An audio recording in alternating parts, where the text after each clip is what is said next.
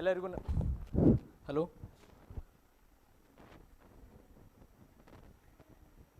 ಎಲ್ಲರಿಗೂ ನಮಸ್ಕಾರ. ಎಲ್ಲರಿಗೂ ನಮಸ್ಕಾರ. ಇವತ್ತಿನ ದಿನ ನಾವು ಒಂದು ರಾಷ್ಟ್ರ ಒಂದು ಚುನಾವಣೆ ಇದರ ಕುರಿತು ಪ್ರಸ್ತಾಪಿಸಲಿಕ್ಕೆ ಇಲ್ಲಿ ಬಂದಿದ್ದೀವಿ.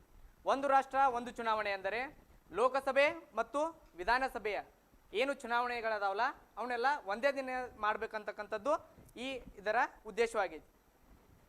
ಈ ಒಂದು ರಾಷ್ಟ್ರ ಒಂದು ಚುನಾವಣೆ ಅಂತಕ್ಕಂಥದ್ದು ಪರಿಕಲ್ಪನೆಯನ್ನು ನಾವು ನೋಡೋದಾದರೆ ನಮ್ಮ ರಾಷ್ಟ್ರದಲ್ಲಿ 4121 ವಿಧಾನಸಭಾ ಕ್ಷೇತ್ರಗಳನ್ನ ನೋಡ್ತೀವಿ ಹಾಗೂ 543 ಲೋಕಸಭಾ ಸ್ಥಾನಗಳನ್ನು ನಾವು ಕಾಣ್ತೀವಿ. ಇಷ್ಟು ಅಂದರೆ ಇವನ್ನ ಎರಡೂ ಕೂಡಿಸಿದಾಗ 4664 ಏನು ಸ್ಥಾನಗಳದಾವಲ್ಲ ಕ್ಷೇತ್ರಗಳದಾವಲ್ಲ ಅವನ್ನೆಲ್ಲ ಕೂಡಿಸಿ ನಾವು ಒಂದೇ ದಿನ ಚುನಾವಣೆ ಮಾಡಿದರೆ ಹೆಂಗಿರ್ತದೆ ಅಂತಕ್ಕಂಥ ಪರಿಕಲ್ಪನೆ ಕುರಿತು ನಾವಿವತ್ತು ಮಾತಾಡಕ್ಕೆ ಬಂದಿದ್ದೀವಿ. ನಾವು ಈ ಒಂದು ರಾಷ್ಟ್ರ ಮತ್ತು ಒಂದು ಚುನಾವಣೆ ಅಂತಕ್ಕಂಥದ್ದನ್ನು ಎರಡು ರೀತಿಯಾಗಿ ನಾನು ವಿಶ್ಲೇಷಿಸಲಿಕ್ಕೆ ಇಷ್ಟಪಡ್ತೀನಿ. ಒಂದು ವಿಜಯನಗರ ಸಾಮ್ರಾಜ್ಯದ ಸುವರ್ಣಯುಗಕ್ಕೆ ಹೋಲಿಸಿ ಹೇಳಿದರೆ, ಇನ್ನೊಂದನ್ನು ಮೊಹಮ್ಮದ್ ಬಿನ್ ತುಘಲಕ್ ರವರ ವೈರುಧ್ಯಗಳ ಮಿಶ್ರಣ ಅಂತಕ್ಕಂಥದ್ದನ್ನು ಅದಕ್ಕೆ ಹೋಲಿಸಿ ಹೇಳಲಿಕ್ಕೆ ಇಷ್ಟಪಡ್ತೀನಿ.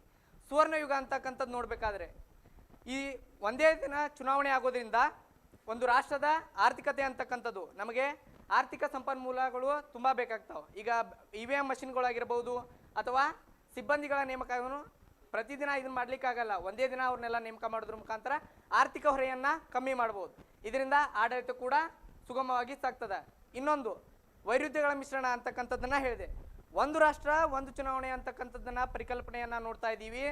ನಾವು ಇದು ಒಂದು ಪರಿಕಲ್ಪನೆಯನ್ನು ಮಾಡಬೇಕಂದ್ರೆ ನಮ್ಗೆ ಎಷ್ಟು EVM ಮಷಿನ್ಗಳು ಬೇಕು, ಎಷ್ಟು ಅಧಿಕಾರಿಗಳು ಬೇಕು, ಎಷ್ಟು ಪರಿಣಿತ ವ್ಯಕ್ತಿಗಳು ಬೇಕು, ಅದಕ್ಕೆ ಭದ್ರತೆ ಹೇಗೆ ಒದಗಿಸಬೇಕು, ಇದೊಂದು ದೊಡ್ಡ ಸವಾಲಾಗಿ ಪರಿಣಮಿಸ್ತದೆ. ನೀವು ನಮ್ಮ ರಾಷ್ಟ್ರದಲ್ಲಿ ನೋಡಬೇಕಾದ್ರೆ 28 ರಾಜ್ಯಗಳಾಗಿರ್ಬೋದು ಎಲ್ಲ ಕ್ಷೇತ್ರಗಳು ಬೇರೆ ಬೇರೆ ಚುನಾವಣೆಗಳನ್ನ ಮಾಡ್ತಾವೆ. ಅಂದ್ರೆ ಮಹಾರಾಷ್ಟ್ರ 2024ರಲ್ಲೇ ಚುನಾವಣೆ ಆಯಿತು, ನಮ್ಮದು 2023ರಲ್ಲಿ ಆಯಿತು. ಆಮೇಲೆ ಇನ್ನೊಂದು ಕೆಲವಿಷ್ಟು ತಮಿಳುನಾಡು ಆಗಿರ್ಬೋದು 2028 ಚುನಾವಣೆ ಆಗಬೇಕಾಗ್ಯಾವು. ಹಿಂಗೆ 2 ವರ್ಷ 3 ವರ್ಷ ಹಿಂಗೆ ಗ್ಯಾಪ್ ಅದಾವೆ.